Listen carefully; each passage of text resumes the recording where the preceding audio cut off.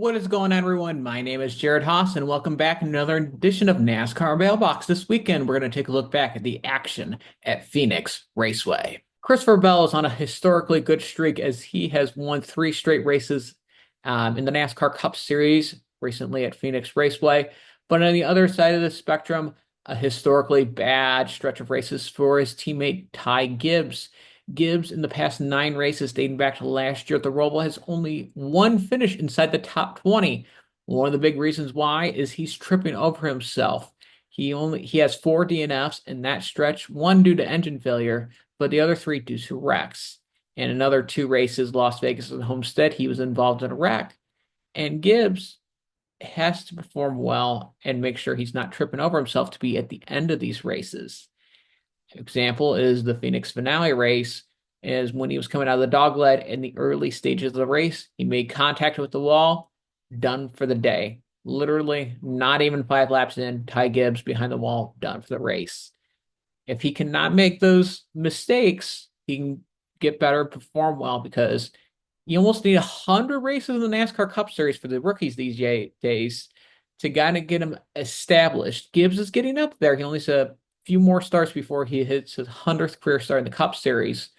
But if Ty Gibbs needs to perform well and break that streak, first things first, he cannot trip over himself, get involved in incidents, because that's what happened in this previous stretch. Is you only had really Coda and Martinsville, which surprisingly, those races, he was okay, but he just fell off. Like Martinsville in the fall, qualified well, but just slowly faded back, especially that late run stage, and wasn't able to, perform well, actually finish 5 laps down.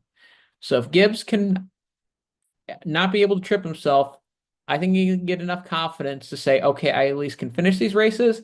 Then the confidence can build to win in the NASCAR Cup Series. It's a matter of time before he does, but first things first, he doesn't need to trip over himself. And now this next question comes from Nightlock_games. They ask, Auto Club Speedway's future remains unclear as ever, even with NASCAR's vague answers to suggest otherwise. Do you think NASCAR, for all intents and purposes, dead in Southern California?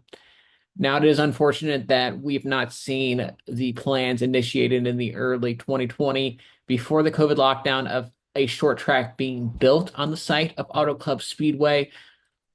There's 2 different questions.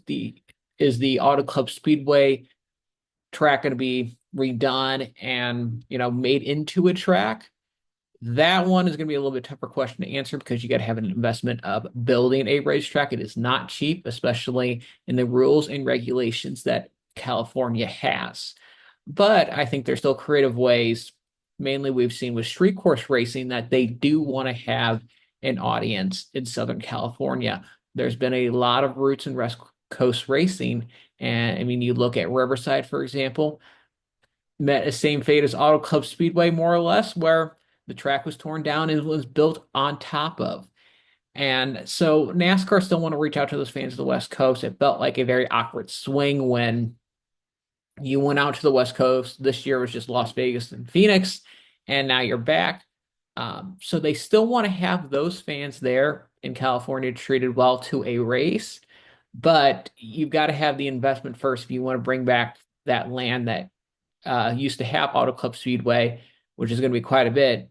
And if not, they're probably going to be looking for a street course, whether it be like San Diego, LA, San Francisco, and one of those markets to bring it racing back to Southern California. I don't think it's dead yet. There's going to be probably creative solutions to that, but likely the case, it's not going to be years until, if ever, if that former track of Auto Club Speedway gets built on top of and have a race there.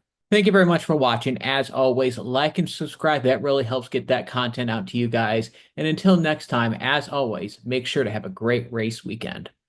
Steven Stump of FrontStretch.com here. Come back for more great racing videos, and if you like us, don't forget to hit that subscribe button.